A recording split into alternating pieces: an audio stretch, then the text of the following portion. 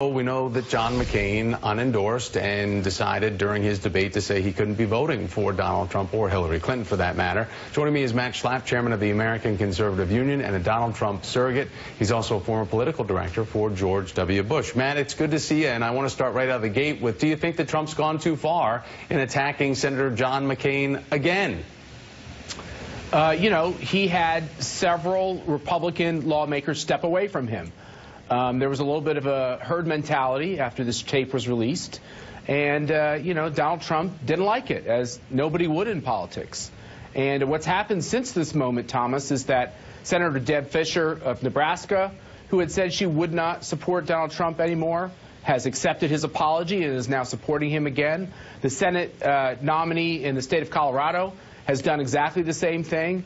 I think Republicans are realizing that the only way we win the presidency and hold on to our majorities in Congress is if we work together. And my hope is that the Trump campaign and Republicans who are running down ballot start focusing on the Democrats they're running against and not each other. Well, and it seems as if, Paul Ryan has given the word that they have permission, folks that are running in tight races in the House, to go home, do what they need to do to win those races. Today we have the Wall Street Journal, Matt, reporting that Donald Trump's new attack plan is to turn voters from Hillary Clinton by amplifying his no-holds-barred attacks on her and Bill. And so now we're seeing paid people from InfoWars, encouraged by them, to wear these Bill Clinton rape T-shirts interrupting President Obama and Bill Clinton at these rallies. Is that the type of thing you condone? Well, come on. I mean, we've had people interrupting Donald Trump rallies over a year. No, I want to talk about the issues. I think when we talk about the issues, especially in 2016, we win. Thomas, 70% of voters say that this country's on the wrong track.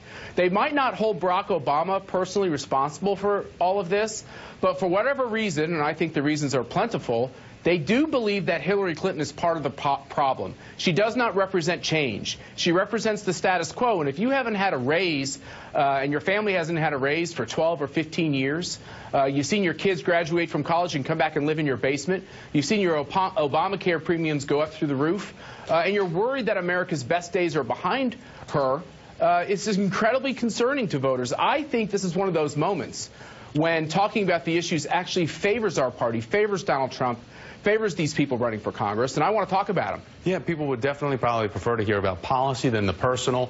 But I do want to ask you something that's been picking up traction today, Matt, about Rudy Giuliani, where he introduced Donald Trump, this rally in Florida, last hour, and he's been making light of Trump's demeaning 2005 comments that were caught on that hot mic moment from Access Hollywood. But also earlier, he took it a step further. Take a look. You need a strong man. You need an independent man. You need a man who tells it straight. Sometimes really straight. But boy, it's a heck of a lot better than being a liar. All right, so he also said that Hillary Clinton doesn't belong to the 9/11 Never Forget group and that she wasn't there. He didn't see her there, even though there's a photo of them walking together in the aftermath of 9/11, the day after she was there on September the 11th. Do you think at this point that Donald Trump is expanding his base? And if you're advising him, is he listening to you? Look, I think Donald Trump is man, and he's running this race the way he wants to run it. And when you run for the presidency, you have the right to. Is that a way that he's running it to actually win, or to be an alt-right hero after November the 8th? Well, I've never quite understood what this alt-right thing is, but let me answer the question. I think if Donald Trump runs on the issue... Honestly, please don't insult my intelligence or those that are watching by saying you don't know what that means. I know what I think people think it means, but all I'm saying is this. What I think Donald Trump needs to do to win this race is connect to these voters who want to understand what we can do to turn our economy around and create jobs. How are we going to defeat ISIS? How are we going to defeat radical Islamic terrorists? And how are we going to change the way Washington does business? I think if the scandals that Hillary Clinton owns, and my lord, that for 25 years the Clintons have had scandal after scandal after scandal, are completely fair game. But at the end of the day in this race, voters want to know what you're going to do to help them and help their families. And that's, in the end, what undecided voters are going to pull that lever on. And I think we have the right answers for those voters, and I think Donald Trump does as well. Matt Shlapp, we shall see Donald Trump next rally coming up in an hour there in Lakeland. Matt, good to have you on. American Thanks, Conservative Thomas. Union Chairman Matt Shlapp. Again, just minutes away.